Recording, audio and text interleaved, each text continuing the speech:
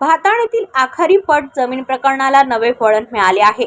महाराष्ट्र शासनाने सुमारे 15 एकर जमीन एमआयटी विद्यापीठाला हस्तांतरित करण्याच्या निर्णयाविरोधात ग्रामस्थांचा संताप वाढत असतानाच 2010 सालातील एका कथित पत्रामुळे नवे प्रश्न निर्माण झाले आहेत। 167-1, 178-0 आणि 182-4 या सर्वे क्रमांकांबाबत ग्रामपंचायतीच्या लेटरहेडवर देण्यात आलेल्या पत्राची अधिकृत नोंद नसल्याचा आरोप होत आहे।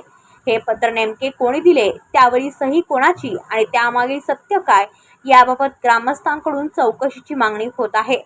दरम्यान रस्त्यांसंदर्भातील कथित NOCवरही प्रश्नचिन्ह उपस्थित झाले असून संपूर्ण प्रकरणाची पारदर्शक चौकशी करण्याची मागणी जोर धरत आहे।